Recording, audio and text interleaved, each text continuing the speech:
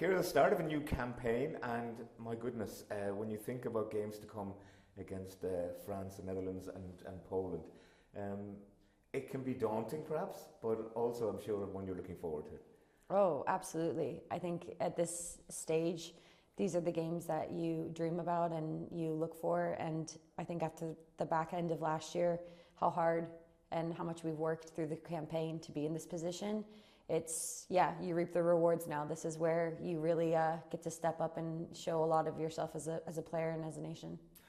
Remind me of the last campaign. I mean, it started so dramatically and it all went bad with that 4-0 away defeat in Slovenia. That was a tough place to be, and it made you reconsider, I guess, the whole kind of shape of the team, didn't it?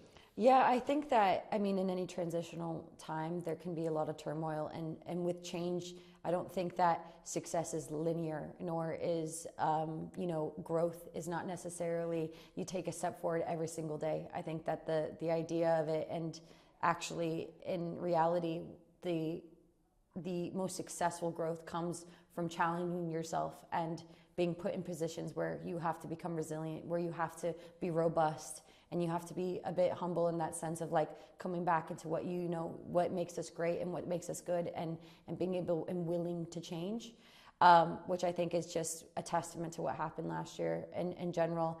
And to say that the way we ended it was much more of a reflection of the challenges that we took on early and the way in which we could come back from that. Let's talk about that playoff then against Belgium. First leg in particular, superb victory and comprehensive at that. Would it have been one of Katie McCabe's best games for Ireland in your view? Oh gosh, yeah. Katie has played some iconic games, I have to say. But from a pure stats point, obviously, incredibly impressive.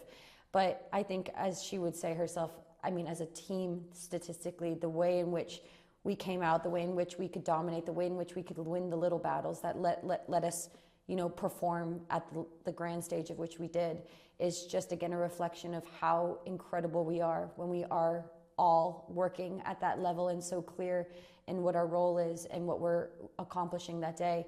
It's actually unbelievable, and I think that, again, it put Katie in such a beautiful position to have such a phenomenal game, and then us as a team in general to have such a phenomenal performance. Second leg then, it was really dramatic against a team ranked higher than Ireland, away from home, and that late goal by Abby Larkin, and your part in it as well. Yeah, my gosh, that's kind of you to say, but Abby Larkin, I said this the last time after that game as well. What a phenomenal player and what phenomenal character to have gone into an incredibly difficult window, with the minutes of which she's had throughout the campaign, to have not come on the pitch in the first leg of the game, to go on to be such an impactful player, to literally put that ball in the back of the net, to push us into this position. That is a resilient, and talk about the resilience and robust and being robust. That is Abby Larkin for you, and at such a young age. I think I told her, I was like, I could have cried out there. My God, I felt so proud. But I think that, again, it's also for us is a reminder that we're playing, at such a high level, at the best of the best. Teams will, alter, they will change, they will come out in different variations of themselves, and it's important that we do the same. And I think in that second leg of that game, half to half, it was completely different for us too, and it really led to our win, our goal, to our ultimate win. Yeah, an aggregate win that got you to League A. Yeah. And where you are now, of course, against quality opposition. It may be difficult, but you're guaranteed a playoff.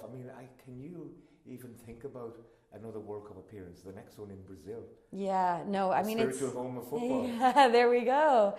Gosh, yeah, no, and Tony, you know best, like being in Australia not too long ago, and that being our first world appearance, and it's you're for it. Like every time we're in a little piece, every like from 20 on the way summer to that first kickoff game in Brazil, and that's all. Every match, every training, every set is from like to the things we do, not just like playing in things the little do in that moment could lead to such a performance, is what we believe will lead to a position to be there. Can I ask you though to reflect on a little? Some time has passed, but that game against Australia and the stadium packed and so many Irish and Australians there, but so many Irish. Yeah. I mean, now that you've had a little time away from it, I mean, reflect on it now.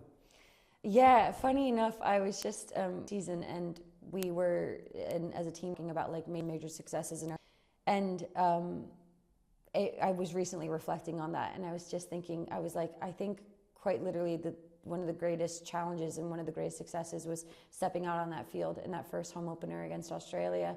I mean, the crowd you're playing in front of, the weight, the literal weight of the world you're feeling physically, mentally, emotionally. But again, putting yourself in that position, being comfortable with being uncomfortable. Like, you are literally being watched by everyone in the world on the greatest of stages. And you have to be comfortable with just performing and doing what you can, like doing you, and like reminding yourself that what you've done has brought you there. And I really do think as the campaign went on, we really grew into ourselves as a nation, which is like, again, has me biting at the bit to give us an opportunity to do it again. You're coming into your prime, I imagine, at this time as a footballer. But in a club sense, you've gone from San Diego. I understand you've gone to HB Keur in Denmark, but you're on loan going back to America again. Yeah. Explain that one to me. Also, Tony, such great Danish there. Yeah, HB Keur. Yeah, so so Denmark is a very familiar place to me. It's almost like a second home to me. Did incredible things with HB Keur at the time, just a few years back. Champions League, winning the league, just playing at the best of stages with that club, and doing a lot. Had spent my time back in the NWSL, and it's been incredible to play in front of my home and my friends and family. But given this opportunity to go back and do some really incredible things with the club and what they kind of want to get back to, I really didn't think it was an opportunity I could miss out on. And also to then be in a position to play with Kansas City Current for a bit of time on a loan, and play with a team that just came off being the best team in the NWSL, and everything top to bottom, fully women's owned club. New performance center, class facilities, resources beyond. It's just as a footballer, you want to make sure that you're in an environment that challenges you, you're taken care of, that develops you, and it's an opportunity I couldn't pass up on. How long is that loan period for, and how much of the Ireland games will it cover? Yeah, good question. So it'll be through the summer. So these next few campaign windows, I will still be making the bit of the commute from the States. But you know what I say? I was like, it's just like a stone's throw at this point. Like, coming from San Diego was a far one. Because of course, Denise no longer has to make that journey. She's in Liverpool now, a very short hop. And I thought it might be the same for you, but you'll be back in Denmark then for next autumn? Yeah, for the start of the new season, for Champions League campaign and everything. So and again, it's like I said, a very special place that I find that we met each other when we needed each other most, and accomplish things that at any level any player wants to be able to accomplish with the club. So I'm really excited at the opportunity to be back there and run it back and do it again. It's a big year, and the road to Brazil might be a long and winding one for you, but hopefully we get there. Yeah, absolutely. I'm telling you, stay tuned in, because it's going to be exciting.